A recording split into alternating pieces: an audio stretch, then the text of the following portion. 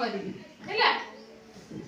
ଗପର ନାଁ ହଉଛି ଅତି ଲୋଭରେ ସର୍ବନାଶ। ଗୋଟେ ଜମିରେ ଜଣେ କୃଷକ ପ୍ରତିଦିନ ଚାଷ କରେ। ସବୁଦିନ ସେ ତାର ସେଠି ଚାଷ କରେ।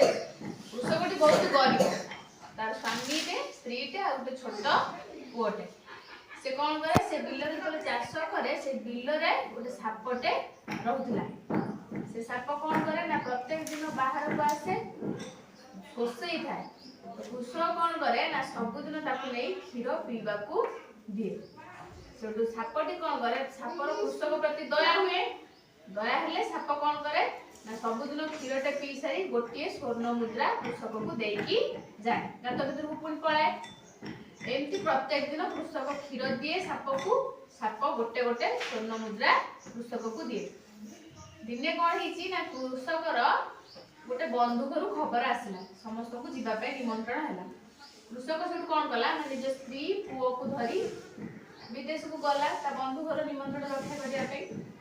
ସେଇ ସମୟରେ ସାପଟି ଯେହେତୁ ଶୋଷେଇଥାଏ ସବୁବେଳେ, ତେଣୁକରି ସେ କଣ କଲା ତା ପାଖ ପଡୋଶୀକୁ ଦାୟିତ୍ୱ ଦେଇକି ଗଲା କି ତୁ ସାପକୁ ଯତ୍ନ ନବୁ, ଯେମିତି ସାପର ଶୋଷେଇଥାଏ ସାପ ସବୁବେଳେ, ତେଣୁକରି ତାକୁ ସବୁବେଳେ ଯତ୍ନ ନବୁ, ସେ ଯେମିତି ଠିକ ସମୟରେ କ୍ଷୀର ପିଇ ପାରେ।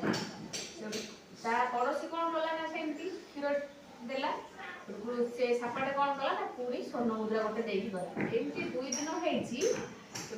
ପଡୋଶୀ ଲୋଭୀ ପଡୋଶୀ କଣ ଚିନ୍ତା କଲା ନା ସବୁଦିନ କ୍ଷୀର ଦେବି, ସେ ଗୋଟେ ଗୋଟେ କେତେବେଳେ ମତେ ଆଣି ଦବ।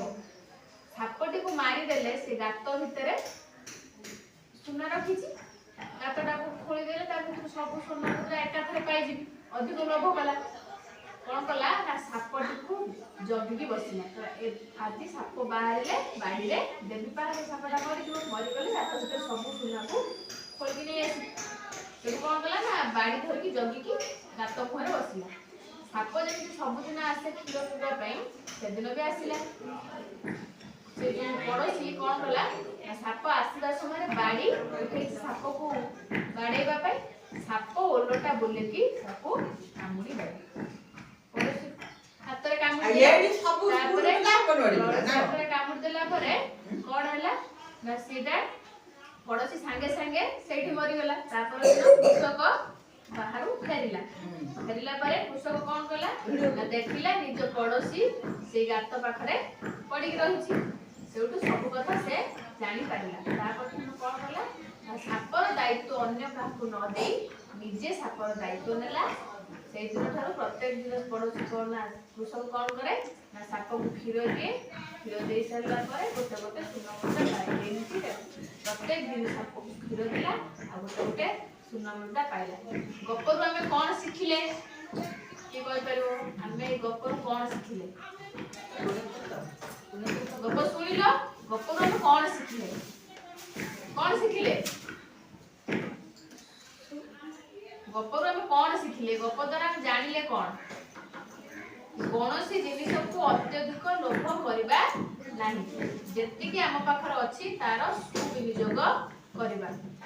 କୃଷକଟି ଲୋଭ କଲା ନାହିଁ ବୋଲି ସବୁଦିନ ସ୍ୱର୍ଣ୍ଣ ମୁଦ୍ରା ଗୋଟେ ଗୋଟେ ପାଇଲା, ଧନୀ ହେଇ ଚାଲିଲା। କିନ୍ତୁ ପଡୋଶୀ କଣ କଲା ନା ଲୋଭ କଲା। ଲୋଭ କରିବା ଦ୍ୱାରା ସାପଟାକୁ କାମୁଡି ଦେଲା, ଶେଷରେ ନିଜର ଜୀବନ ହାରିଲା।